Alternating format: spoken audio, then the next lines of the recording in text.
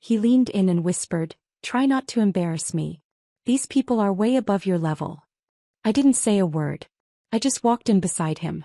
But when the host rushed over, shook my hand and said, "We've all been waiting to meet you," his face went pale so fast it was almost satisfying. For 3 weeks, my husband coached me on how not to embarrass him. "Make sure you get your hair done professionally," he said, like I was incapable of grooming myself. "Buy a new dress, something elegant but not too flashy," he instructed, like I didn't understand formal events. "Just smile and let me handle the conversations," he reminded me the night before, like I was too unsophisticated to speak to successful people.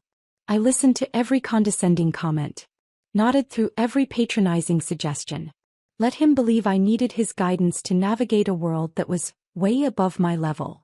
The whole time I was working on the building where this exclusive dinner would be held. The historic estate I'd been restoring for over a year. The project that would win me a regional preservation award. The whole time the host of this dinner, the venture capital titan Christopher, was desperate to impress, was calling me for project updates and texting me photos of antique fixtures he'd found. But Christopher never asked about my work. Never bothered to learn what I actually did. Never connected the dots. So when we walked into that estate and everything he thought he knew about his wife collapsed in seconds, I can't say I felt bad about it. My name is Natalie. This is the story of how I let my husband underestimate me. And how it cost him everything. I'm 34 years old and I've spent the last 15 years becoming someone my own husband never bothered to know. I'm a historic preservation architect.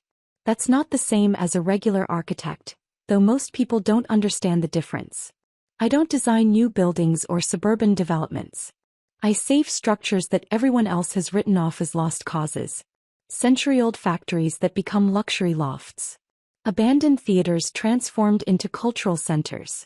Landmark properties with foundation issues, failing infrastructure, and historical designations so restrictive that most architects won't touch them. That's my specialty, the impossible projects that require engineering expertise, historical knowledge, and the kind of stubborn determination that doesn't quit when things get complicated. Last year my firm brought in $3.2 million in revenue. We've been featured in Architectural Digest twice. I have a regional preservation award on my office shelf and a national recognition from the Historic Preservation Foundation. 3 years ago, I gave a keynote speech at a conference in Boston where 200 architects took notes while I explained adaptive reuse strategies for mid-century industrial buildings. But you'd never know any of that by looking at me on a Tuesday morning. I show up to construction sites in steel-toed boots and Carhartt work pants. My hair is usually pulled back in whatever messy bun I can manage before my first cup of coffee. I drive a Honda CR-V that's sensible and completely unglamorous, with mud on the floor mats and blueprints perpetually rolled up in the back seat. I don't wear designer clothes to job sites because designer clothes don't survive concrete dust and paint splatter. My hands have calluses from handling materials, and I keep my nails short because long nails are a liability when you're climbing scaffolding to inspect original plasterwork. To most people, and definitely to my husband, I look like someone still working their way up, not someone who's already arrived. Christopher and I met 3 years ago at a friend's wedding. He was a financial analyst at a mid-tier investment firm. Good salary, respectable position, clear ambitions about making partner within 5 years. When we started talking at the reception, I found him attractive in that polished way some men have. Everything about him was carefully put together. Tailored suit that fit perfectly. Expensive watch that caught the light when he gestured. The kind of easy confidence that comes from a life where doors have always opened. He asked about my work and I told him about a theater restoration I was finishing. He seemed interested, asked follow-up questions, laughed at my stories about discovering original murals hidden under decades of drywall. We exchanged numbers. Started dating. Within 6 months he'd moved into my house. The house I'd bought as a foreclosure 5 years earlier and spent 2 years renovating myself. The craftsman-style place with original hardwood floors I'd restored and built-in cabinetry I'd painstakingly stripped of paint to reveal the wood grain underneath. Christopher loved that house. He loved telling people about the great deal we'd gotten on it, though he never mentioned that I'd done the work myself or that I'd bought it years before we met. At first, our relationship felt balanced. We both had demanding careers. We'd meet for dinner and talk about our days. Or at least he'd talk about his days. The clients he was pursuing, the financial structures he was building, the office politics he was navigating. I'd listen, ask questions, offer support when he needed it. Looking back now, I realize how rarely the conversation went the other way. When I talked about projects, his attention would drift. He'd nod at the right moments, but I could see his eyes glaze over slightly.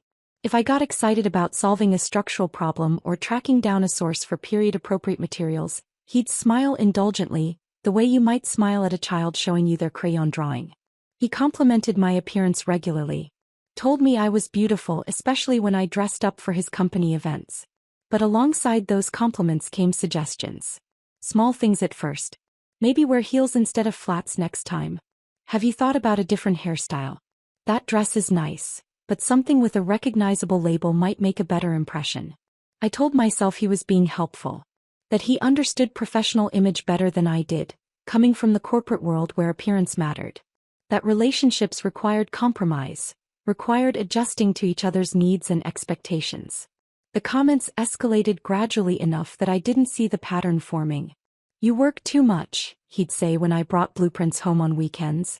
Can't your team handle some of this? Do you really need to be at every site visit? Or, maybe it's time to upgrade your wardrobe. You can't show up to important events looking like you just left a construction site. Or delivered one evening when I came home exhausted after a 14-hour day managing a crisis with a failing subcontractor. I know your buildings are important to you, but eventually you have to think about our future together, not just your projects. Our future. Like my career wasn't part of that equation.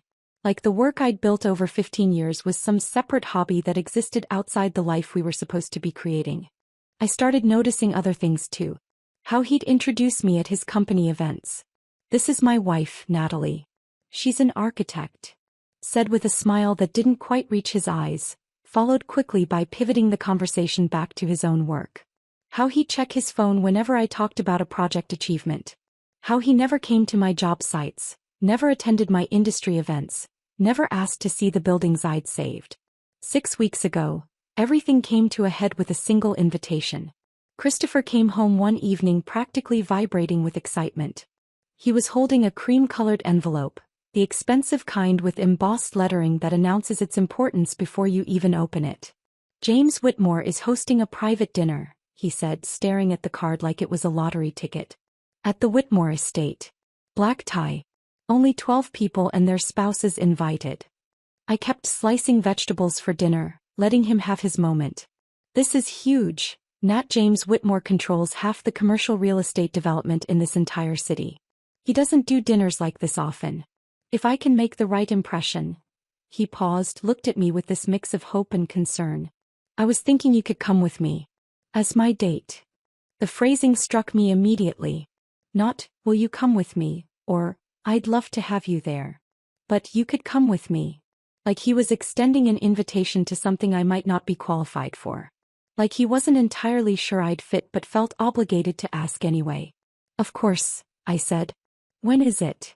3 weeks from Saturday. 3 weeks. That gave him plenty of time to prepare. And apparently plenty of time to prepare me too. The coaching started the next day. Little comments woven into regular conversation. Reminders that escalated into instructions.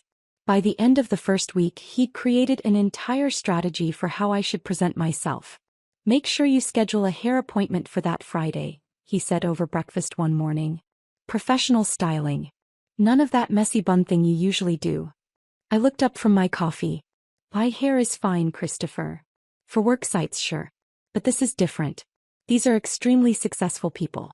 First impressions matter. A few days later, I was thinking you should buy a new dress for the dinner. Something elegant but not too flashy. But, sophisticated. I have dresses. I know, but this is a really important event. Maybe something with a designer label? Something that looks expensive. The night before the dinner, he sat me down for what he called a game plan discussion. Listen, Nat, I need you to understand how significant this is. James Whitmore could open doors for me that I've been trying to get through for years. The people at this dinner are way out of our league right now. So tomorrow night just follow my lead, okay? Smile, be pleasant, but let me handle most of the conversations. These people can be judgmental about careers and backgrounds. I don't want you to feel uncomfortable. I nodded. Said okay. Let him think I needed his protection from a world I supposedly didn't understand. The whole time I was biting back the truth. The Whitmore estate he kept talking about? I'd been working on it for 14 months. James Whitmore III had hired my firm to transform his family's 1890s Georgian mansion into a luxury event venue while maintaining its historical designation. It was one of the most complex projects of my career. Navigating preservation codes, upgrading electrical and HVAC systems without damaging original plasterwork, designing modern amenities that didn't compromise the building's architectural integrity. James and I had spent hours together. Weekly planning sessions in his study. Site walks where we discussed structural challenges and design solutions. Late-night phone calls when permit issues threatened timelines. He respected my expertise, valued my input, trusted me with his family's legacy property. He had my cell number saved in his phone. We texted regularly about antique lighting fixtures and period-appropriate materials. Just that morning he'd sent me a photo of bronze door handles he'd found at an estate sale, asking if they'd work for the carriage house entrance. I'd mentioned the Whitmore project to Christopher exactly twice. Once when I first landed the contract, told him over dinner that I'd been hired for a major estate restoration. He'd said, "That's great, babe," and gone back to scrolling through his phone. The second time was about 6 months ago when I explained I'd be working late for several weeks because we were in a critical phase of construction. "Okay, just don't forget we have that thing with my boss on the 15th, he'd replied. He never asked the client's name. Never inquired about the project scope. Never bothered to connect the dots between estate restoration and the Whitmore estate dinner invitation sitting on our counter. Why would he? In his mind, I was just an architect doing architecture things. My work existed in some separate category that had nothing to do with his world of finance and important connections. So I let him coach me. Let him believe I needed his guidance. Let him think he was preparing me for an event I wasn't sophisticated enough to handle on my own. And I went to my hair appointment. Bought the elegant dress he'd suggested. Smiled when he approved of my appearance the night of the dinner. Because I knew something he didn't. In about 2 hours, my husband's entire understanding of who he'd married was going to crumble.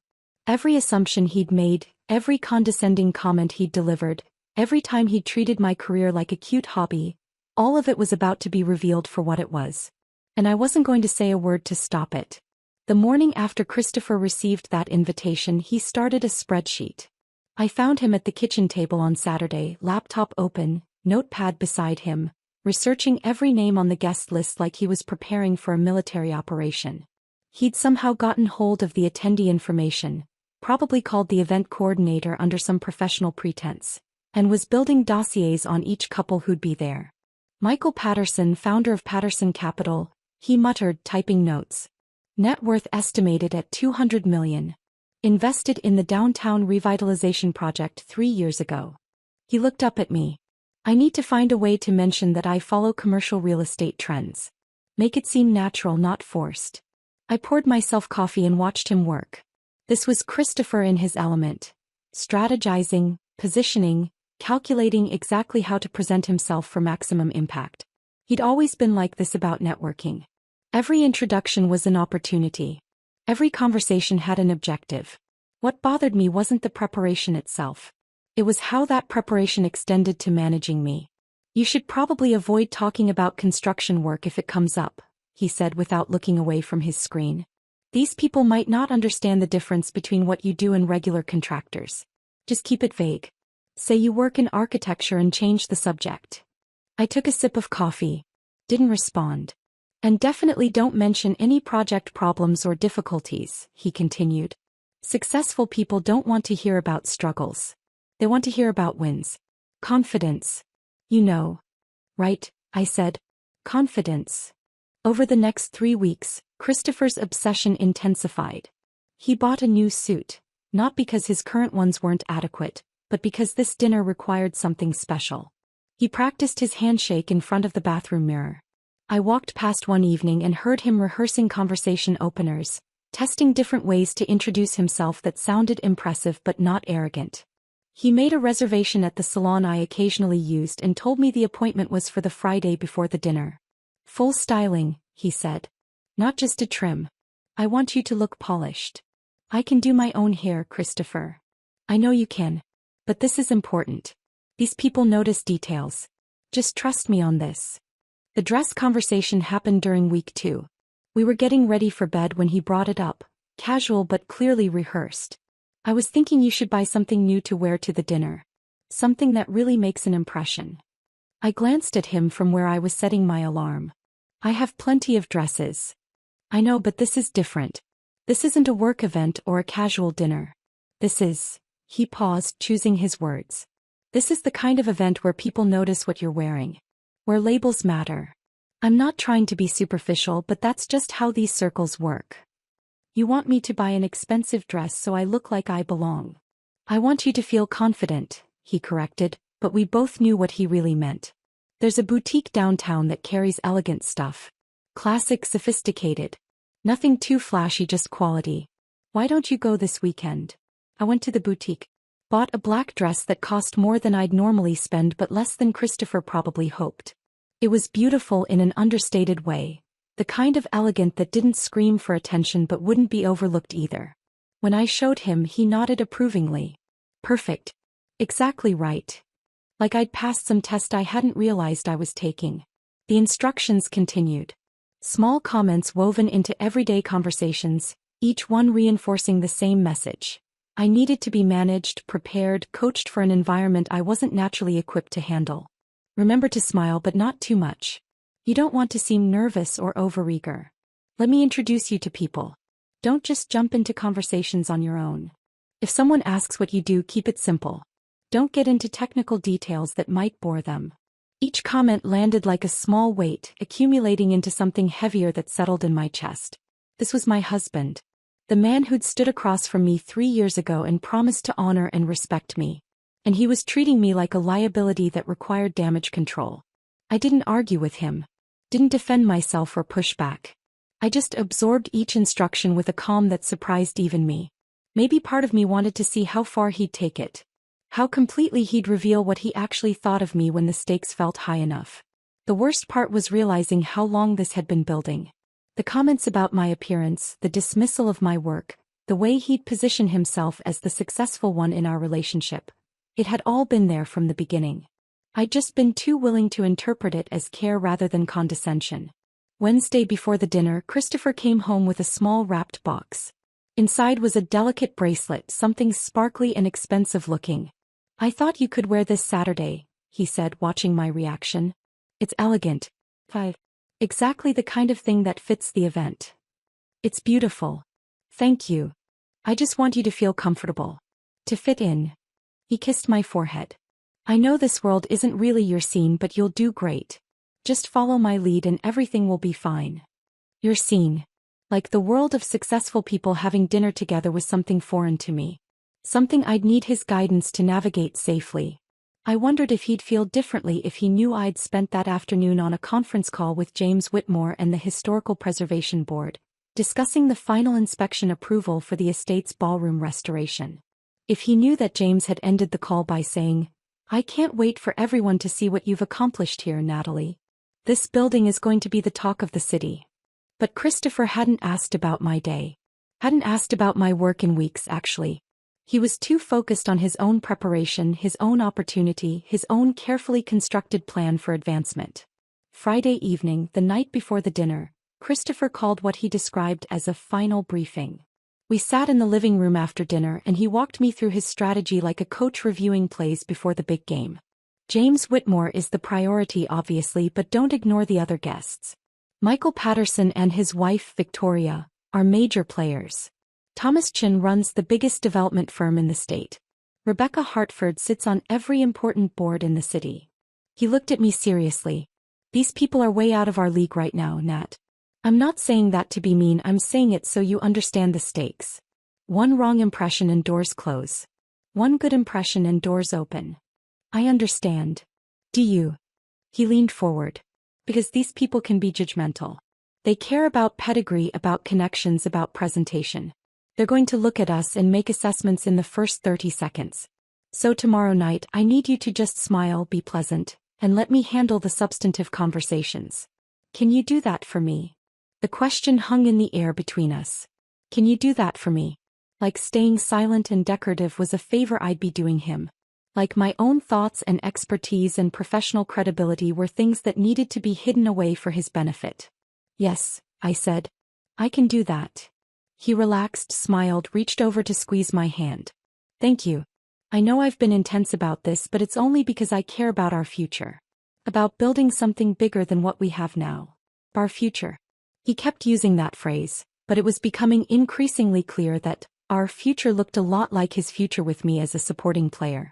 That night, lying in bed next to my sleeping husband, I thought about all the ways I'd made myself smaller over the past 3 years. All the times I'd downplayed my achievements or stayed quiet about my success. All the moments I'd let him believe his career was the one that mattered, that my work was just something I did to stay busy. I thought about the Whitmore estate, about the 14 months I'd spent transforming a deteriorating mansion into something extraordinary. About the original crown molding I'd painstakingly restored, matching plaster composition from the 1890s. About the marble floors we'd uncovered and cleaned, revealing patterns that hadn't been seen in decades.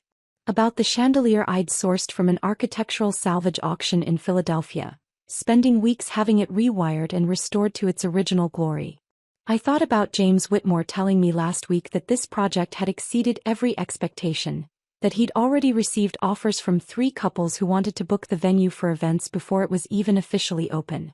And I thought about my husband sleeping peacefully beside me, completely unaware that tomorrow night he was walking into a building I'd saved, to meet people who already knew my name, for a dinner where I was the one they'd actually been waiting to meet. The irony was almost poetic. Saturday evening arrived with the kind of perfect weather that made everything feel slightly surreal.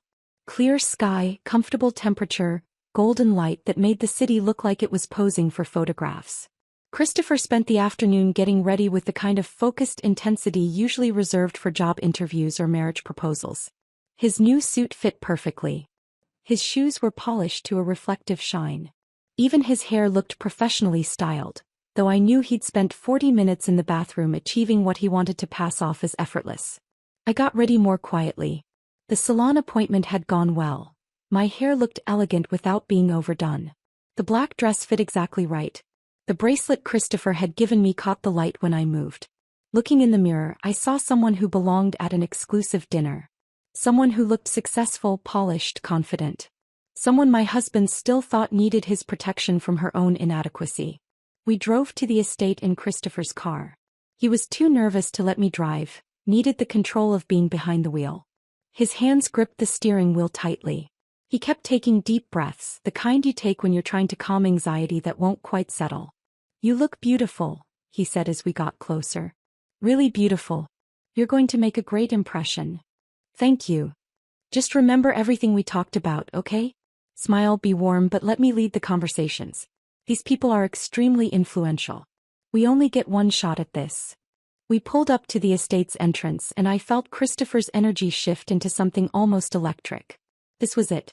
His moment. The opportunity he'd been building toward. The building looked stunning. The exterior lighting I'd personally selected highlighted the restored limestone facade. The original bronze doors gleamed from months of careful restoration. The garden pathway was lined with period-appropriate lanterns that created a warm, welcoming glow. All of it, every detail had been specified, sourced, and approved by me. Christopher parked, turned off the engine and sat for a moment collecting himself.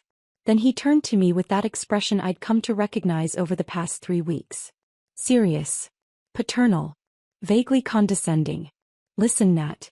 I need you to understand how important tonight is. These people are extremely influential. James Whitmore alone could change the entire trajectory of my career." He reached over and took my hand, squeezing it firmly, not affectionately but like he was trying to make sure I was paying attention. "So please just try not to embarrass me tonight. These people are way above your level. Way above mine too, honestly. But I'm trying to get us there. So just follow my lead. Smile. Be pleasant. Let me do the talking." "Okay." I looked at my husband. Really looked at him. Saw a man who'd spent 3 weeks preparing for an evening he thought would define him. A man who'd coached and managed and instructed his wife because he genuinely believed she wasn't capable of navigating this world on her own. A man who had absolutely no idea who he'd married. "Okay," I said quietly. And I meant it. I would let him walk into that building. Let him try to impress the host who already had my number in his phone. Let him attempt to network with people who'd specifically asked to meet me.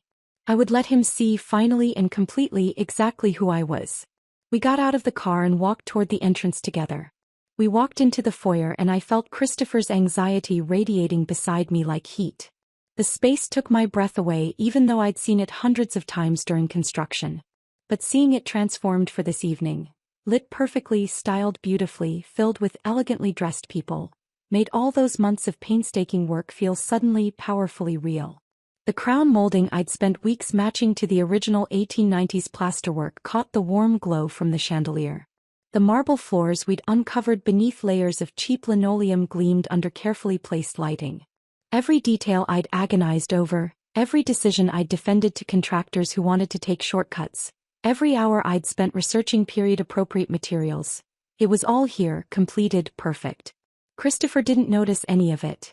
He was too busy scanning faces, trying to identify the important people he'd researched, calculating his approach. I could practically see his mental checklist running. Who to talk to first, what to say, how to position himself.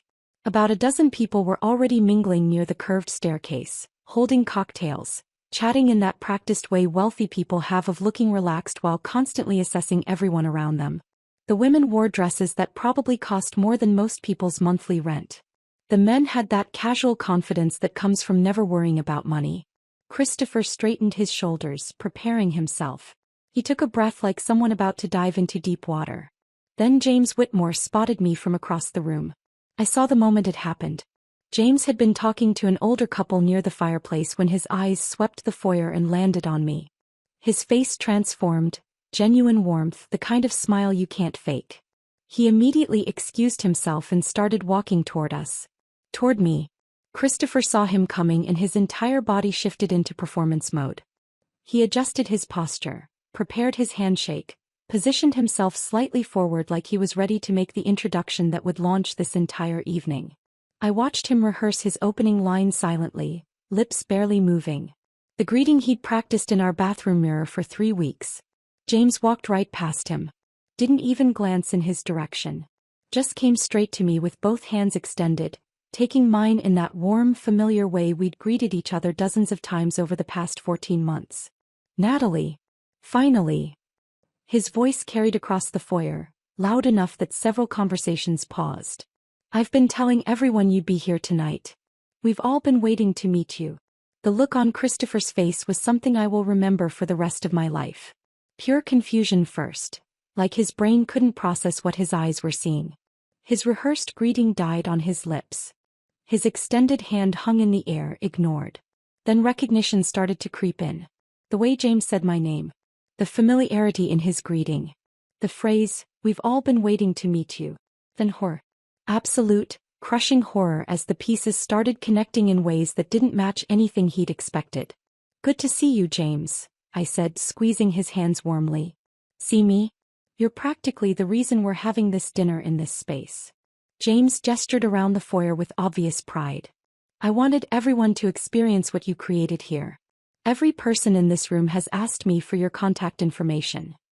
He finally glanced at Christopher, who looked like he'd been physically struck. And you must be Christopher. Natalie's husband. She's mentioned you. Christopher made a sound that might have been words if his vocal cords were functioning properly. His face had gone pale. I watched him try to smile, try to extend his hand for that handshake he'd planned, but everything about him had short-circuited.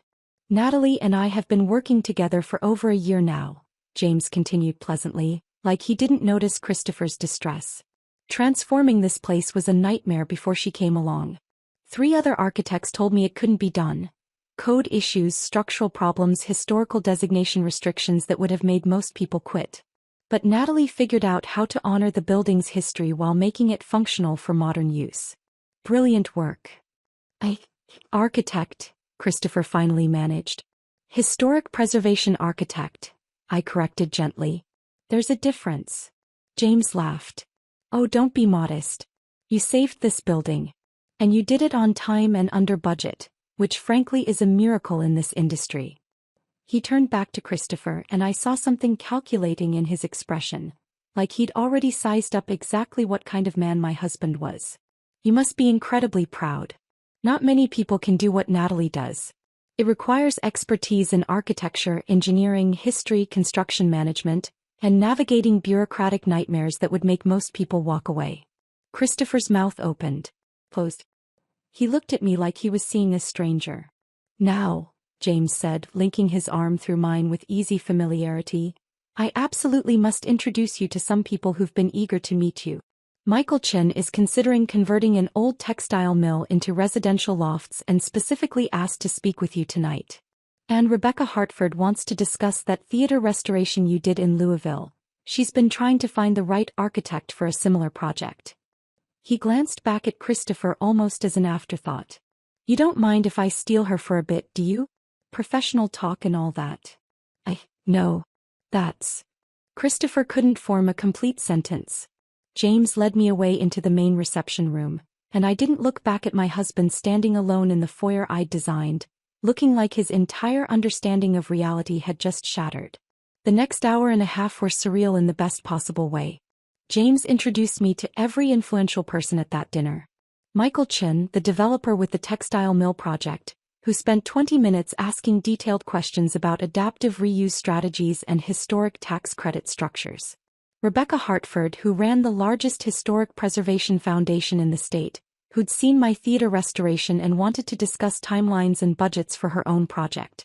Thomas and Linda Patterson, who owned 3 historic properties downtown and were looking for an architect who understood the delicate balance between modernization and preservation.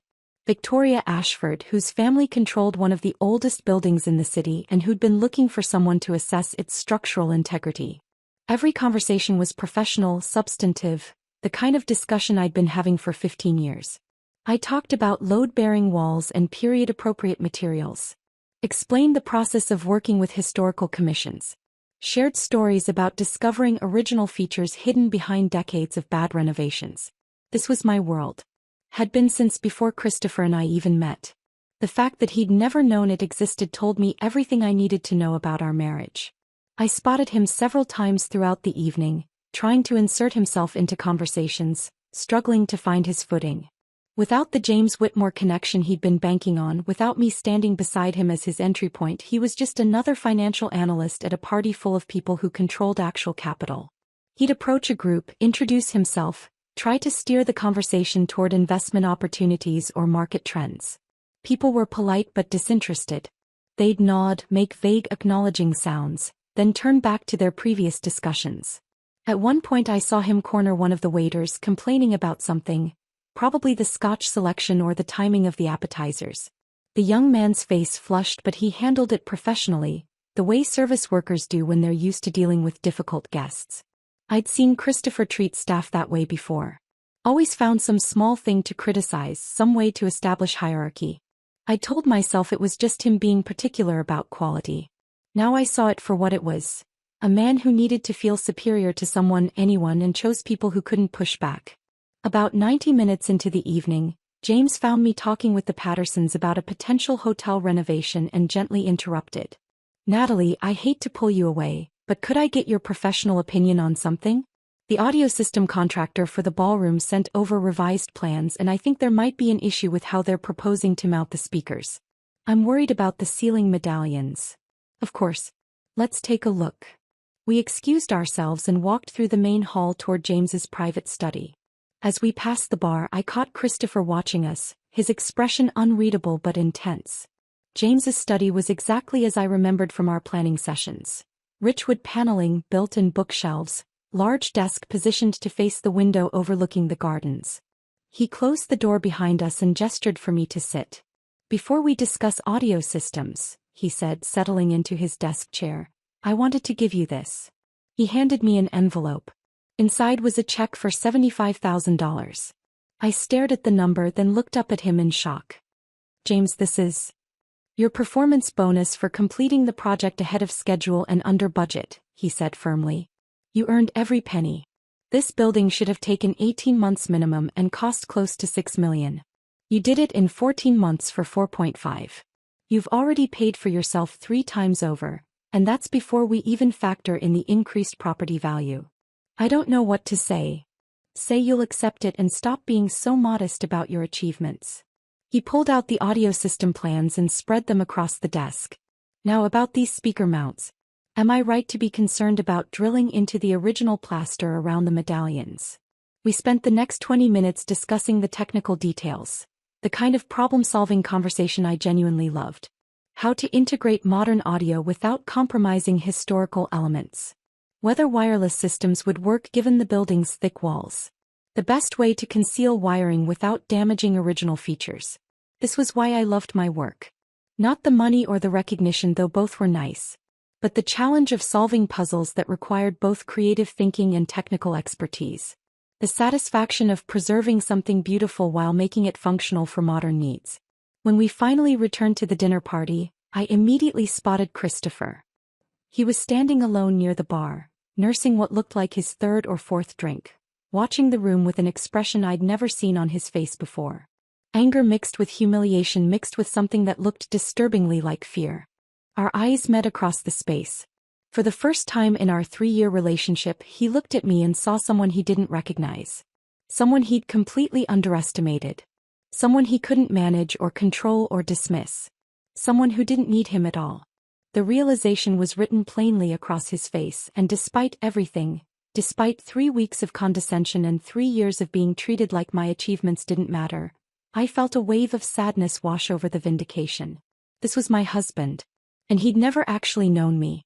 The car ride home was silent in a way that made the air feel dense and suffocating.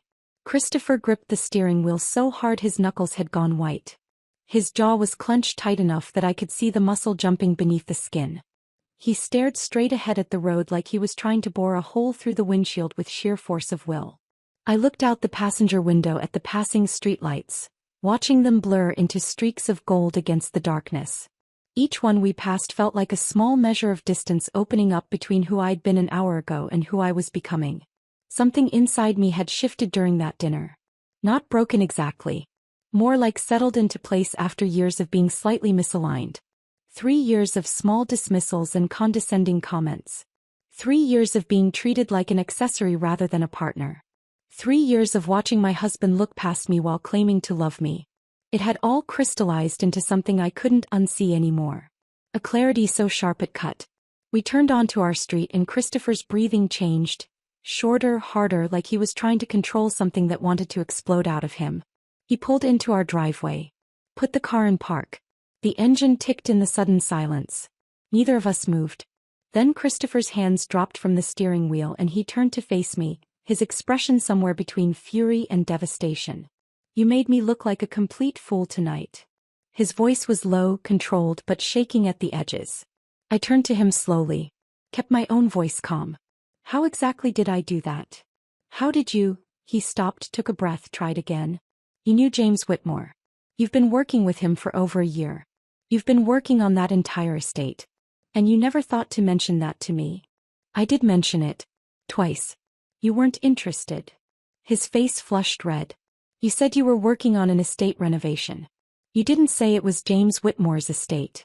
You didn't say you were some kind of award-winning preservation expert who everyone at that dinner wanted to meet.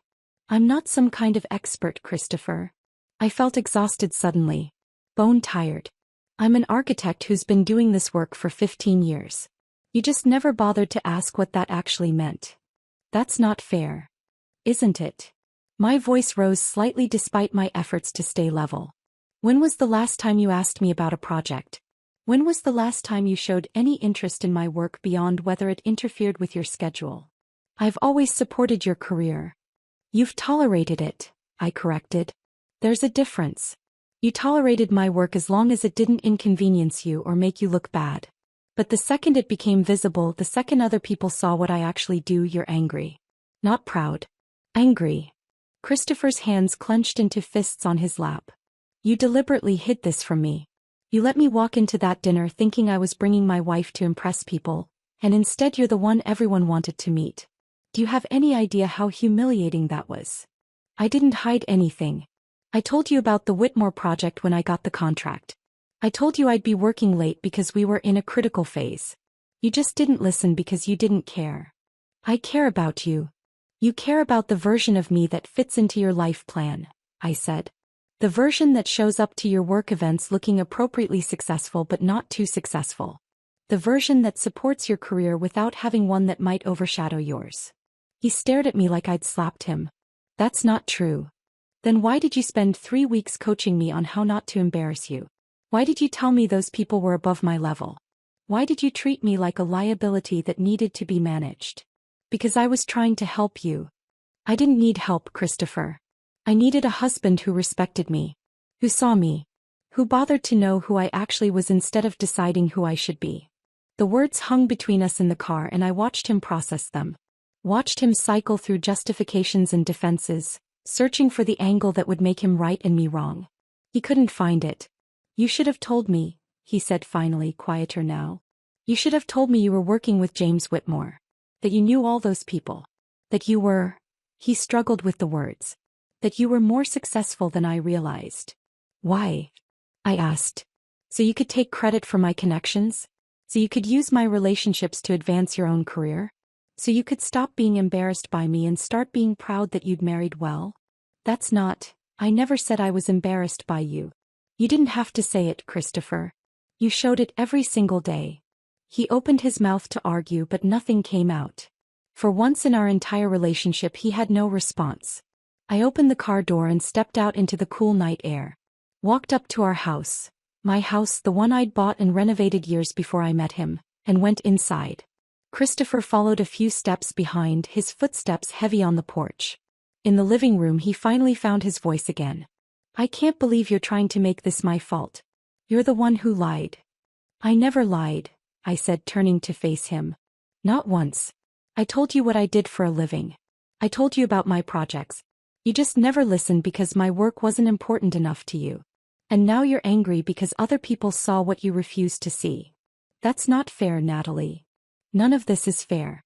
But it's honest. And maybe that's what's really bothering you, that you can't spin this into a story where you're the victim and I'm the one who did something wrong. His face cycled through emotions. Anger, hurt, defensiveness, something that might have been shame. So what are you saying? That our entire marriage has been a lie. I'm saying I don't think you ever actually knew me. And I don't think you wanted to. The words came out quieter than I'd expected, but they landed hard. I could see them hit him, could see the realization starting to crack through his defenses. I walked upstairs to our bedroom and pulled my overnight bag from the closet. Started packing, clothes, toiletries, the things I'd need for a few days away. Christopher appeared in the doorway, watching. What are you doing? I'm leaving for a while. I need space to think. You're leaving? Just like that. Just like that, I said, folding a shirt and placing it in the bag. I pulled out my phone and called Elena. She answered on the second ring. Hey, can I stay with you for a while? Always, she said without hesitation. What happened? I'll tell you when I get there. I'll make up the guest room. Drive safe. I ended the call and zipped the bag closed. When I turned around, Christopher was still standing in the doorway, looking lost in a way I'd never seen before. You're really leaving, he said. Not a question this time. A realization. I'm taking a break from being treated like I'm not good enough. I never said. You didn't have to say it. I picked up my bag and walked toward the door. He moved aside to let me pass, but I stopped and turned to face him one more time. Let me ask you something, Christopher. In 3 years of marriage, have you ever asked me about a project I was working on? Have you ever come to one of my job sites to see what I do? Have you ever attended any of my industry events or award ceremonies? Have you ever shown genuine interest in my work beyond whether it interfered with your schedule or made you uncomfortable at your own events? He opened his mouth to respond. Nothing came out. His face went pale as the question settled into him, forcing him to confront something he'd been avoiding. There were times I thought, he couldn't finish a sentence. Couldn't construct a defense that would hold up against the truth. That's what I thought, I said. I walked down the stairs and out the front door. Got into my car, my sensible, unglamorous Honda CR-V with blueprints in the back, and drove away from the house where I'd spent 3 years making myself smaller to fit into someone else's limited vision of who I should be. In my rearview mirror, I could see Christopher standing in the doorway, silhouetted against the light from inside. He looked smaller somehow. Diminished. Or maybe I just finally stopped seeing him as bigger than he actually was. My phone buzzed with a text from Elena. Asterisk doors unlocked. Wine is breathing. Take your time. Asterisk. I drove through the quiet streets toward her apartment on the other side of town, and with each mile I felt something loosening in my chest.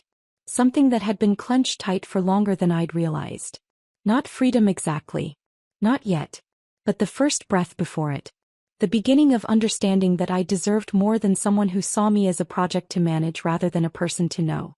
The beginning of realizing that the problem had never been me. I pulled into Elena's parking lot 20 minutes later and sat in the car for a moment, letting the engine tick down into silence. My phone lit up with a text from Christopher. Asterisk, please come home. We need to talk about this. Asterisk. I didn't respond. Instead, I grabbed my bag and walked up to Elena's apartment, where the door opened before I could knock and my best friend pulled me into a hug that felt like the first solid ground I'd stood on in years. Tell me everything, she said. So I did. Elena's apartment became my sanctuary for the next week. She'd cleared space in her closet without me asking, stocked her fridge with my favorite coffee creamer, and somehow knew exactly when I needed to talk and when I needed silence. The first night we sat on her couch with a bottle of wine between us and I told her everything. Not just about the dinner but about the 3 years leading up to it.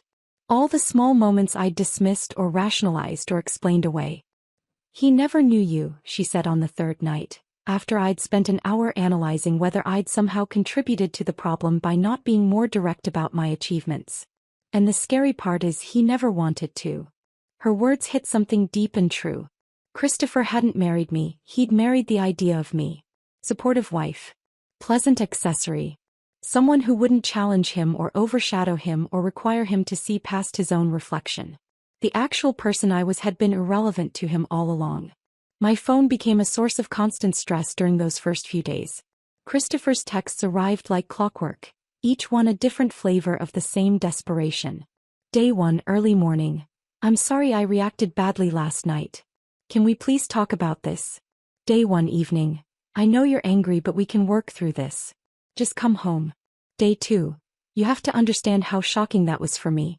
Walking into that dinner and finding out my wife has this whole career I didn't know about. Can you see it from my perspective? Day 3, turned angry.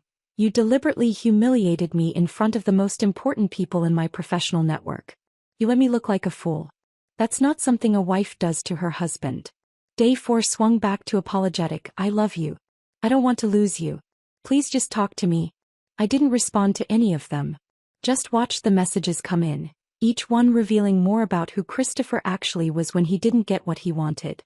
Elena noticed me staring at my phone one evening and gently took it from my hands. You don't owe him a response. You don't owe him anything. I know. This feels strange. 3 years of marriage and it ends with me ignoring his texts from my best friend's couch. 3 years of marriage ended the moment he told you not to embarrass him, she corrected. This is just you recognizing it. He was right. The marriage had been over for a while. I'd just been too invested in making it work to see how broken it already was. On day 6, Christopher sent a longer message. I read it twice, feeling something shift as I absorbed the words. Asterisk, Natalie, I've been thinking about everything that happened. I'm sorry for how I acted at the dinner. I was surprised and felt embarrassed, but that's not your fault. I realize now that I haven't been as supportive of your career as I should have been. I want to fix this. I want to understand what you do and be proud of you the way I should have been all along. Can we talk? Please? I love you and I don't want to lose you over this. Asterisk. I stared at the message for a long time. It said almost all the right things. The apology. The acknowledgement. The desire to change. But something was missing. He was sorry he'd been caught being unsupportive. Not sorry for the years of actual dismissal. He wanted to fix the embarrassment he'd felt, not repair the damage he'd caused to our relationship. He loved me, but which version? The real one he'd just discovered, or the manageable one he'd thought he married? The message was about preserving what he wanted, not about understanding what he'd done. I called him. He deserved to hear my voice when I ended our marriage. He answered on the first ring. Nat. Thank God. Can you come home? I miss you. We can work through this. I don't think we can, Christopher. Silence. Then cautiously, what do you mean? You don't respect what I do, I said, keeping my voice steady. You never have. You spent our entire marriage treating me like I was trying to be successful instead of recognizing I already was. And when you found out the truth, you weren't proud. You were humiliated. That tells me everything I need to know. That's not fair, I was just shocked. You were embarrassed, I corrected. There's a difference. You were embarrassed that your wife was more successful than you realized, that she had connections you didn't, that she didn't need you the way you needed her to need you. I never said. You didn't have to say it. You showed it every day for 3 years. I took a breath. You wanted a wife who looked good at events and supported your ambitions. I wanted a partner who valued my work as much as I valued theirs. We wanted different things. We still do. So what, you're just giving up? Just throwing away 3 years of marriage because of one bad night? And there was. He still thought the problem was the dinner. One isolated incident he could apologize for and move past. He didn't see the pattern. Didn't understand that the dinner had simply revealed what had always been true. I'm not giving up, I said quietly. I'm accepting reality. And the reality is I deserve someone who doesn't think I need to prove my worth to be worth loving. I never said you weren't worth, Natalie, that's not what this is about. It's exactly what this is about. And I think you know that. I think that's why you're so angry. He went silent. I could hear him breathing on the other end of the line, could almost feel him searching for the right words that would make this go away. He couldn't find them. I'm going to file for divorce, I said. I wanted you to hear it from me first. Natalie, please. I ended the call. 2 weeks later I filed the papers. My attorney was efficient and sympathetic. The asset division would be straightforward. The house was mine from before the marriage, our bank accounts had always been separate, and Christopher had no claim to my business. What I didn't expect was how quickly the story would spread. Within a month, the tale of the husband who didn't know his wife was the architect everyone wanted to work with had become industry gossip. I heard different versions of it, some accurate, some embellished, told at conferences, shared over client dinners, passed around at networking events. People I'd never met knew the story. Some found it inspiring. Others found it hilarious. A few used it as a cautionary tale about assumptions and ego. My phone rang constantly with new project inquiries. People who'd been at the dinner wanted to work with me. People who'd heard about the dinner wanted to meet me. James Whitmore had apparently been sharing the story himself, framing it as an example of why he valued substance over image. The attention was flattering and overwhelming in equal measure. Meanwhile, Christopher's professional world was imploding in ways I heard about through mutual acquaintances. Apparently, he tried to leverage his connection to Natalie to network with some of the guests from the dinner. Reached out to Michael Chin about investment opportunities, mentioned casually that his wife was the architect Chin had been so impressed by. James Whitmore had shut that down immediately. Made it clear to his network that Christopher was not affiliated with my firm, did not have professional access to me, and should not be representing himself as connected to my work. The message was unambiguous. Christopher had embarrassed himself, and attempting to profit from his wife's reputation would only make it worse. I heard through a former colleague that Christopher's firm had passed him over for the promotion he'd been expecting. The official reason was fit concerns and professional judgment issues. The unofficial reason, according to office gossip, was that he'd made a fool of himself in front of some of the firm's most important potential clients. Turns out embarrassing yourself in front of the region's most influential investors has consequences. I didn't take satisfaction in it exactly. Christopher's professional struggles weren't something I'd orchestrated or celebrated. But I didn't feel sorry for him either. He'd built his career on image and connections, on knowing the right people and saying the right things. When that foundation cracked, the whole structure became unstable. Meanwhile, my career, built on actual expertise and completed projects and relationships based on mutual respect, remained solid. The difference was stark enough to be its own lesson. Elena and I talked about it one evening over dinner at her place. I'd been staying there for 3 weeks by that point, and we'd fallen into an easy rhythm of coexistence. Do you think he'll be okay? She asked. Christopher, I mean. Professionally. I considered the question honestly. Eventually, probably. He's smart and capable when he's not trying so hard to impress people. Maybe this will teach him something. And personally? I thought about the texts that had finally stopped coming. About the divorce papers he'd signed without contest. About the marriage that had looked functional on the surface but had been hollow underneath. "I think he'll find someone who fits the image he wants," I said. "Someone who's happy being the supportive wife who doesn't challenge him. And maybe that'll make him happy." "But it wouldn't have made you happy." "No," I agreed. "It really wouldn't have." Elena raised her glass. "To knowing the difference." I clinked my glass against hers and smiled. For the first time in weeks, maybe years, I felt like I could breathe all the way down to the bottom of my lungs. The grief was still there. The loss of 3 years, the death of what I'd hoped the marriage could be. But underneath the grief was something stronger. Relief. And the quiet, growing certainty that I'd made the right choice. 3 months after I filed for divorce, I saw Christopher at my favorite coffee shop. It was a Tuesday morning, early enough that the place was still quiet. I'd just ordered my usual when I spotted him sitting at a corner table, laptop open, looking like he belonged there. Our eyes met. He nodded, gave a small wave, then went back to his screen like it was the most natural thing in the world. I took my coffee and left without acknowledging him further. The next week I saw him again. Different day, same coffee shop, same corner table. This time he was on his phone, but he looked up when I walked in. Another small nod. Another pretense of casual coincidence. The third time I was walking back to my car after a site meeting near Elena's neighborhood and spotted his car parked across the street from her building. He was sitting in the driver's seat, scrolling through his phone. When he saw me notice him, he started the engine and drove away. That evening I texted him, "You need to stop showing up places I am. It's not coincidence anymore. It's deliberate." His response came 10 minutes later. "I live in this city too. I have a right to go wherever I want. You don't own these places." Technically true. Legally, I had no grounds to tell him where he could or couldn't be. But the pattern was becoming undeniable. Coffee shop. The street near my office. Outside Elena's building. Always just present enough to be noticed, never close enough to be called harassment. Watching. Waiting. Making sure I knew he was there. I told Elena about it that night over dinner. She listened with growing concern, her expression darkening as I described each incident. "That's not coincidence," she said firmly. "That's stalking behavior.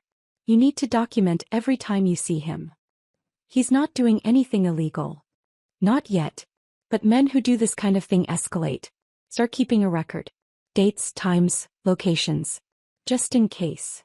I started the documentation that night, feeling uneasy about what it implied. That my marriage wasn't just ending, it was devolving into something uglier. Then the colleague calls started. First it was David, an architect I'd worked with on a municipal building restoration 2 years ago. "Hey Natalie, weird question, but did you ask Christopher to reach out to me? He called yesterday asking about that library project we did together. Wanted to know who the client was, what the budget was, whether you were still working with them." My stomach tightened. "No, I didn't ask him to contact you." "What did you tell him?" "Nothing." It felt off, so I said I couldn't discuss client information. He got kind of pushy about it though. Said he was just trying to understand your work better. 2 days later, my project coordinator mentioned that someone claiming to be my husband had called the office asking for our client roster. The receptionist had politely refused and transferred the call to our office manager, who told him firmly that we couldn't share that information without my explicit permission. Then Bryn, my assistant, pulled me aside one afternoon with an expression that told me this conversation wouldn't be pleasant. "I probably shouldn't tell you this," she started, closing my office door behind her. "But Christopher contacted our office yesterday. Called the main line and got transferred to me when he said it was about financial documents." "What kind of financial documents?" "That's the thing, he was vague about it. Said he needed to check on some records from when you were married. But then he started asking about ongoing contracts, client names, project values. He wanted to know about the Whitmore estate payment, about upcoming projects, about revenue projections." She looked genuinely uncomfortable. "I told him I couldn't share any of that without your direct permission. He got angry. Actually raised his voice. Said he had a legal right to information about assets that might be considered marital property." The words hit me like cold water. Marital property.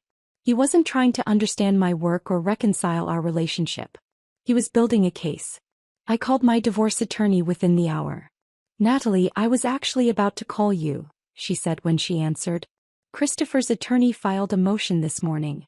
He's claiming entitlement to a portion of your firm's value as a marital asset. I felt the floor shift beneath me. What? His argument is that your business grew significantly during your marriage. He's claiming that his emotional support and partnership enabled your success, and that he deserves compensation for his contribution to your career trajectory. Her tone was professional, but I could hear the underlying frustration. It's not uncommon in divorces where one spouse has a business, but in your case it's particularly absurd. Your firm was established years before you met him, and the growth is clearly attributable to your own expertise and reputation. So we can fight this, right? Absolutely. The claim has no real merit. But I need to warn you, this is going to get messy. He's not going to let this go easily. She paused. Men like Christopher don't handle rejection well. And they especially don't handle being outshone by women they thought were beneath them. He's going to make this as difficult and drawn out as he possibly can. What do I need to do? Document everything.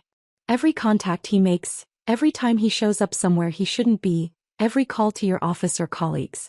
We need to build a pattern showing this isn't about legitimate financial interest. It's about control and retaliation. I hung up feeling sick. The divorce I'd hoped would be straightforward was turning into something uglier and more complicated than I'd anticipated. Then came the development I truly didn't see coming. I was at an industry networking event 2 weeks later. One of those evening mixers where architects and developers and preservation board members mingled over wine and appetizers. I'd almost skipped it, exhausted from dealing with Christopher's legal maneuvering, but James Whitmore had personally asked me to attend. He wanted to introduce me to someone interested in a theater restoration project. I was talking with the potential client when I spotted Christopher across the room. My first thought was confusion. Christopher had never attended these events when we were married. He'd always claimed they were boring, too niche, not relevant to his field. Then I saw the woman with him. She was young, mid-20s maybe, dressed professionally but trying slightly too hard. The kind of outfit that announced ambition. She was smiling up at Christopher like he was explaining something fascinating. His arm was around her waist in a casually possessive way. I recognized her. Rachel Morrison, junior project manager at Hendricks and Associates, a competing firm that specialized in commercial renovations. We'd been on opposite sides of a bid once. She'd seemed competent but inexperienced, eager to prove herself. Christopher spotted me looking and his expression shifted into something I couldn't quite read. Not embarrassment. Something closer to defiance. I excused myself from the conversation and found Elena, who'd come with me as moral support. "Is that Christopher?" she asked, following my gaze. "With Rachel Morrison from Hendricks. How long has that been going on?" "I have no idea. First I'm hearing of it."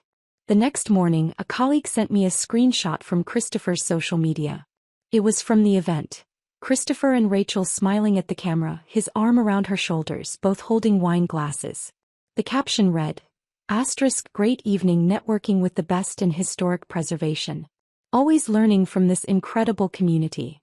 I stared at the photo, pieces clicking into place.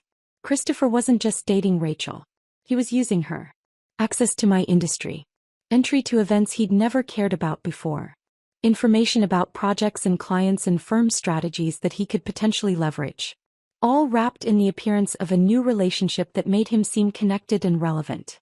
It was calculated. Transparent to anyone paying attention. And apparently working.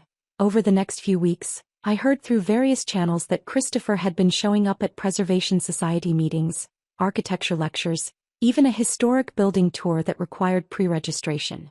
Places he'd never had interest in when we were married. Always with Rachel. Always introducing himself as someone deeply connected to the preservation community. Always making sure people knew he understood the field, appreciated the work, had relationships with the key players. He was rebuilding his reputation through proximity to my world. The world he'd dismissed as unimportant for 3 years was suddenly his new professional identity. And Rachel, whether she realized it or not, was his access point. I mentioned it to my attorney during our next call. "That's actually helpful for our case," she said. "It shows his sudden interest in your field is strategic, not genuine. That he sees value in your professional connections and reputation, which undermines his claim that he didn't know or understand what you did during the marriage. Should I be worried about him getting information through Rachel?" About my projects or clients. Document anything suspicious but don't assume the worst. She might have no idea she's being used. Or she might be smarter than he thinks and keeping appropriate professional boundaries. Still, I couldn't shake the uneasy feeling that Christopher's campaign was just beginning. That the legal motion and the sudden industry involvement and the strategic relationship were all pieces of something larger. He'd spent 3 years underestimating me. Now he knew exactly who I was and what I'd accomplished. And instead of accepting defeat gracefully, he was positioning himself to claim credit for it. Or failing that, to tear it down. I drove home from that conversation feeling something I hadn't felt in months. Genuine fear. Not of physical danger, but of what someone with wounded pride and strategic intelligence could do when they decided revenge mattered more than dignity. Christopher had always been good at playing the long game. Calculating moves several steps ahead. I just hadn't realized I'd become his opponent. The invitation to the Regional Preservation Awards arrived 6 weeks after I discovered Christopher's campaign. I'd been nominated for the Whitmore Estate restoration, the same project that had detonated my marriage 4 months earlier. The irony was almost poetic. The building Christopher had told me not to embarrass him, it was now the reason I was being honored by the preservation community. Elena insisted on coming with me as my +1. "You're not facing that room alone," she said firmly when I mentioned the event. "And if Christopher shows up, I want to be there to watch his face when you win." "I might not win." "You're going to win," she said with absolute certainty. "And you're going to look amazing doing it." The ceremony was held at the historic Grandview Hotel, a beautifully restored property from the 1920s. The ballroom was filled with architects, developers, preservation board members, and city officials, basically everyone who mattered in the regional historic preservation world. I wore a deep blue dress that Elena had helped me pick out, something elegant and confident without trying too hard. My hair was styled professionally, jewelry understated. When I looked in the mirror before we left, I saw someone who belonged in that room. Someone who'd earned her place there. We arrived early and I immediately started recognizing faces. Colleagues I'd worked with. Clients from past projects. James Whitmore, who waved from across the room and started making his way over to greet us. Then I saw Christopher. He was standing near the bar with Rachel, both of them dressed for the occasion. His suit was new, I didn't recognize it. Rachel wore a cocktail dress that was slightly too formal for the event, like she'd misjudged the dress code. Elena followed my gaze and her grip on my arm tightened. Deep breath. "You're here because you earned it. He's here because he's trying to stay relevant." "I know. Do you want to leave?" "Absolutely not." James reached us before I could overthink Christopher's presence. He greeted me warmly, congratulated me on the nomination, introduced Elena to a developer he'd been talking with. Within minutes I was absorbed into conversations about upcoming projects and preservation challenges, the kind of substantive professional discussions that reminded me why I loved this work. I saw Christopher watching from across the room but refused to let it affect me. When they called everyone to be seated for dinner and the awards presentation, Elena and I found our assigned table near the front. James was seated at the same table along with 2 board members from the Preservation Society and their spouses. Christopher and Rachel were seated toward the back. The dinner passed in a blur of courses and conversations. My stomach was too tight with nerves to eat much, but I smiled and engaged and pretended I wasn't counting down the minutes until they announced the restoration category. Finally, the awards began. They started with smaller categories: Best Adaptive Reuse under $1 million, Best Preservation Planning Document, Outstanding Volunteer Contribution. Each winner gave a brief speech, thanked their teams, posed for photos. Then came the category I'd been nominated for: Excellence in Historic Building Restoration. The presenter read through the nominees, describing each project briefly. When she got to the Whitmore estate, she spent extra time on it, highlighting the complexity, the innovative solutions to preservation challenges, the ahead-of-schedule completion. And the winner is Natalie Harper for the Whitmore Estate Restoration. The room erupted in applause. Elena grabbed my hand and squeezed. James was already standing to hug me. I rose from my seat, legs somehow steady despite the adrenaline flooding my system, and walked to the stage. The award was heavier than I expected. A crystal piece mounted on wood, beautifully engraved. I stood at the podium looking out at the ballroom full of people and felt something shift inside me. I was done being quiet. Done shrieking myself. Done letting anyone make me feel like my accomplishments needed to be hidden or apologized for. Thank you, I began, my voice clear and strong. This award represents 15 years of work that not everyone valued or understood. I saw Christopher in the back of the room, his posture rigid. There were people in my life who saw my dedication to historic preservation as an inconvenience rather than a calling. Who thought that showing up to job sites in work boots meant I wasn't successful. Who told me not to embarrass them in front of important people, not realizing those important people were calling me for advice. I didn't say his name. Didn't point. Didn't need to. Half the room knew the story. I could see recognition dawning on faces, could see people glancing toward the back where Christopher sat. His face had gone deep red. Rachel looked confused, uncomfortable, like she was starting to piece together something she didn't like. This award belongs to everyone who's ever been underestimated, I continued. To everyone who's been told they're not enough or too much or somehow wrong for being exactly who they are. We don't need others to recognize our worth. We just need to keep doing work that matters. The applause was thunderous. People rose to their feet. Elena was crying. James was beaming with pride. I left the stage with the award in my hands and my head held high, feeling lighter than I had in years. After the ceremony ended, people swarmed to congratulate me. I shook hands, accepted compliments, posed for photos. The conversations blurred together in a warm haze of validation and professional respect. I was talking with a developer about a potential project when I felt a hand on my arm. Christopher. We need to talk, he said tightly. Elena materialized at my other side. No, you really don't. This doesn't concern you, Christopher said to her, not taking his eyes off me. Actually, it does. Natalie asked me to be here specifically so she wouldn't have to deal with you alone. I gently touched Elena's arm. It's okay. I'll handle this. She gave Christopher a look that could have stripped paint, then stepped back, but not far. Christopher steered me toward the coat check area, slightly away from the crowd. Rachel trailed behind us, looking increasingly distressed. That speech was a cheap shot, Christopher said, his voice tight with barely controlled anger. You purposely humiliated me in front of everyone. Again. I looked at him with a calm I'd earned through months of therapy and painful self-reflection. I didn't mention your name, Christopher. If you felt humiliated, that's your conscience recognizing truth. You made it obvious. I told my story. If it makes you uncomfortable, maybe that's something you should examine. He stepped closer and I saw something dangerous flash in his eyes. You've been trying to destroy my reputation since the divorce. Suddenly James Whitmore was there, positioning himself subtly between us. Is there a problem here? Christopher's face went pale. His anger deflated like a punctured balloon as he registered who just interrupted. No problem, Christopher said stiffly, taking a step back. I was just congratulating my ex-wife on her award. James smiled, but it didn't reach his eyes. Natalie's earned every recognition she's received. Her talent speaks for itself. Always has.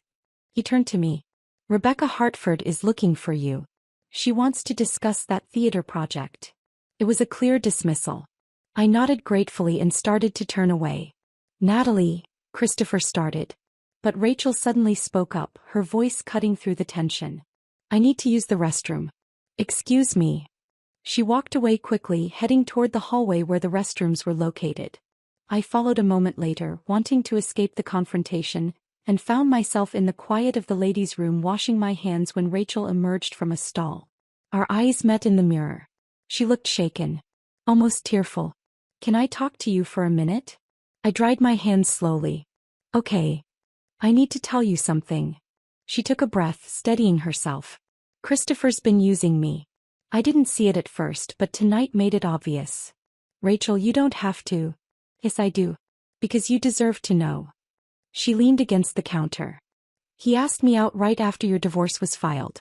Said he wanted to stay connected to the architecture community, that he'd always been interested in preservation but never had time to explore it during his marriage. It seems sweet. Genuine. I waited, saying nothing.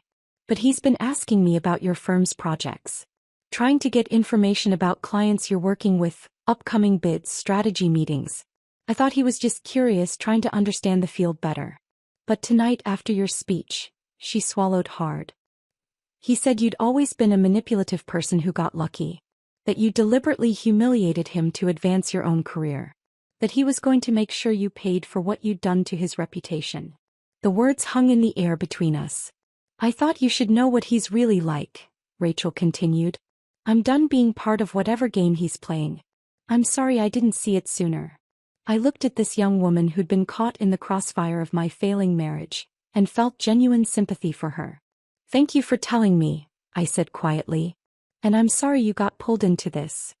I should have known better. She managed a weak smile. Lesson learned, I guess. She left the restroom and I stood there for a moment processing what I'd just heard. Then I pulled out my phone and texted my attorney. Need to talk tomorrow morning. Have new information about Christopher's behavior. Rachel Morrison willing to provide statement. The response came within seconds. Perfect. This might be exactly what we need to end his legal nonsense. I walked back out to the ballroom, found Elena, and quietly told her what had happened. So Rachel's finally figured out she's being used, Elena said. Good for her. Better late than never. Her statement could end Christopher's claim to my business. Then tomorrow's going to be a very good day. I looked across the ballroom one last time and saw Christopher standing alone near the exit, Rachel nowhere in sight. He looked smaller somehow. Diminished. Or maybe I just finally stopped seeing him as larger than he actually was. The morning after the awards ceremony, I met with my attorney armed with Rachel's willingness to provide a statement. We sat in her office with coffee and legal pads, and I recounted everything Rachel had told me. The timeline of Christopher's pursuit. His questions about my projects and clients. The comments he'd made after my acceptance speech. This is exactly what we needed, my attorney said, making notes. It establishes a clear pattern of strategic manipulation. He wasn't a supportive spouse contributing to your success. He was actively dismissive of your work until he saw an opportunity to exploit it for his own benefit. Rachel came in later that afternoon and gave her statement. She was nervous but resolute, detailing every conversation where Christopher had steered the topic toward my firm, every question about clients and contracts, every attempt to position himself as connected to my professional world. I feel stupid for not seeing it sooner, she said as she signed the affidavit. But I want to make it right. You're doing the right thing now, my attorney assured her. That's what matters. 2 weeks later we presented everything to the judge handling our divorce case. Rachel's sworn statement. Documentation from my assistant about Christopher's calls to the office. The pattern of him showing up at places I frequented. His sudden involvement in preservation industry events he'd never attended during our marriage. My attorney laid it out methodically. Mr. Bennett is claiming he supported Mrs. Harper's career and deserves compensation for that support. The evidence shows the opposite. He dismissed her work, showed no interest in her projects, and actively discouraged her professional development. His current actions demonstrate that his motion isn't about fair asset division. It's retaliation for being publicly revealed as someone who underestimated his wife. The judge reviewed the materials, asked a few clarifying questions, then made her ruling. Christopher's motion was dismissed with prejudice, meaning he couldn't refile it. His attorney was advised that continuing this line of argument would be considered harassment and could result in sanctions. The divorce would proceed as originally proposed. Split of marital assets acquired during our marriage, but no claim to my firm or its growth. Christopher's attorney advised him to accept the settlement. He signed the papers without further contest. 6 months after I'd walked out of our house with a single bag, the divorce was finalized. I never spoke to Christopher again. The dissolution of my marriage opened up space for my career to expand in ways I hadn't allowed myself to hope for. The 4 projects I'd connected with at that dinner all moved forward. The textile mill conversion became one of my firm's most challenging and rewarding projects, transforming industrial space into residential lofts while preserving the original brick and timber structure. The theater restoration won us another award and led to 2 more similar projects. The historic hotel renovation brought us regional recognition. The mixed-use development in the Landmark District established us as the go-to firm for complex preservation work. I hired 3 new architects within 8 months. All of them were talented, passionate about preservation, and brought perspectives that strengthened our work. I promoted Bryn to senior project manager and she thrived in the role. We moved into a larger office space in a restored 1920s building downtown. The irony of housing a preservation firm in a preserved building wasn't lost on me. Our work environment became a testament to what we valued. Original wood floors, exposed brick, period details maintained alongside modern functionality. I won 2 more awards that year. Got featured in a national architecture magazine in an article about women leading the preservation movement. Was invited to give a keynote speech at a regional conference where I talked about the intersection of historical integrity and modern sustainability. And for the first time in years, maybe ever, I enjoyed my success without filtering it through someone else's insecurity. Without wondering if I was being too proud or too visible or too much. I was just enough. Exactly as I was. 6 months after the divorce was finalized, James Whitmore invited me to another dinner at his estate. This one was smaller, more intimate, just a handful of preservationists, architects, and developers discussing a collaborative waterfront revitalization project. The city wanted to transform a deteriorating industrial corridor into a mixed-use district while maintaining the area's historic character. It was the kind of complex, multi-phase project that required coordination between multiple firms and specialties. That's where I met Daniel. He was a structural engineer specializing in historic buildings, brought in to consult on seismic retrofitting for the older warehouses along the waterfront. We ended up sitting next to each other at dinner, and within 5 minutes we were deep in conversation about a Victorian-era building that needed earthquake reinforcement without destroying its architectural character. The challenge is integrating modern structural support into buildings that weren't designed for it, he said, gesturing with his wine glass. You can't just bolt steel frames to brick walls and call it done. You have to understand how the original structure works, what's carrying load, where you can intervene without compromising integrity. Exactly, I said, feeling that spark of connection that comes from talking with someone who genuinely gets it. It's the same with restoration. You're not just fixing what's broken, you're understanding the original intent and honoring it while making the building functional for contemporary use. When someone mentioned I'd done the Whitmore estate restoration, Daniel's face lit up with genuine interest. That ballroom ceiling work was incredible, he said. How did you match the plaster composition to the original? And the load-bearing modifications you made to support the chandelier without damaging the roof structure. I've been recommending people study that project. Not, wow, you did that? Or, I'm impressed. Just specific technical curiosity about the work itself. We talked through most of the dinner. About projects we'd worked on, challenges we'd solved, the satisfaction of preserving something beautiful while making it safe and functional. About the frustration of building codes that didn't account for historic structures, and the creativity required to find solutions that satisfied both preservation standards and modern safety requirements. 3 weeks later we met for coffee. That turned into dinner. Then a weekend hike where we spent 4 hours talking about everything and nothing. Daniel came to my job sites without being asked, genuinely interested in seeing the work in progress. He attended an awards ceremony where I received recognition for the textile mill project, and afterward asked detailed questions about the structural challenges we'd faced. When I talked about projects, he listened, not with polite attention but with real engagement. He treated me like a partner, not an accessory. 4 months into dating, I knew I'd found something different. Something real. We were having dinner at his place when he asked, "Have you ever thought about what you want long-term? In a relationship, I mean." I considered the question honestly. I want someone who sees me, who values what I do not because it's impressive, but because they understand why it matters. Someone who doesn't need me to be smaller or quieter or different than I am. That seems like a pretty reasonable baseline, Daniel said. Not something you should have to ask for. You'd think so. But my marriage taught me that not everyone sees it that way. He reached across the table and took my hand. Your ex-husband was an idiot. I laughed. That's becoming increasingly clear. I mean it. You're brilliant at what you do. Passionate about it. Successful in ways most people only dream about. And he made you feel like that was something to apologize for. Daniel shook his head. His loss. Completely. It was the simplest statement, but it settled into me like truth I'd been waiting to hear from someone who actually meant it. A year after that dinner that changed everything, I ran into Christopher one last time.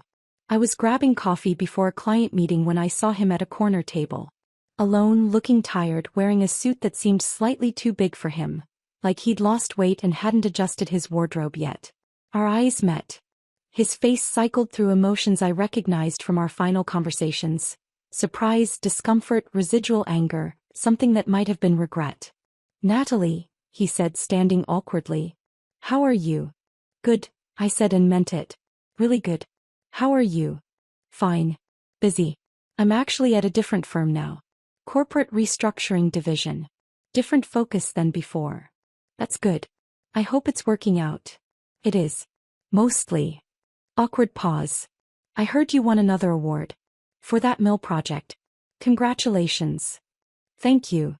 We stood there in uncomfortable silence, two people who'd once been married now struggling to make basic small talk. Are you seeing anyone?" he asked. "I am. His name is Daniel. He's a structural engineer." Christopher nodded, processing that. "That's good. I'm glad you're happy. Are you seeing anyone?" "Not right now. Work's been demanding. Haven't had much time for dating." I wondered if that was true or if Rachel had been his last attempt at using relationships strategically and it had backfired badly enough to make him cautious. "Well," I said, "I should get going. Client meeting." "Right. Of course." He hesitated, then said quietly, "Natalie, I'm sorry. For all of it. The way I treated you during our marriage. The legal stuff after. All of it. You deserved better." I looked at him and realized I didn't feel anger anymore. Just a distant sadness for the years we'd both wasted trying to make something work that was never going to. "I appreciate you saying that," I said. "I hope you find what you're looking for, Christopher. I really do." And I meant it. Because the best revenge wasn't his failure or my success. It wasn't the awards or the recognition or even the moment at that first dinner when everything he'd assumed about me crumbled. The best revenge was building a life where I didn't need revenge at all. Where I could show up exactly as I was. Work boots and messy bun and hard-earned expertise. And know that was more than enough. Where I had work I was proud of, a partner who saw me clearly, and the quiet, unshakable knowledge that my worth had never depended on someone else recognizing it.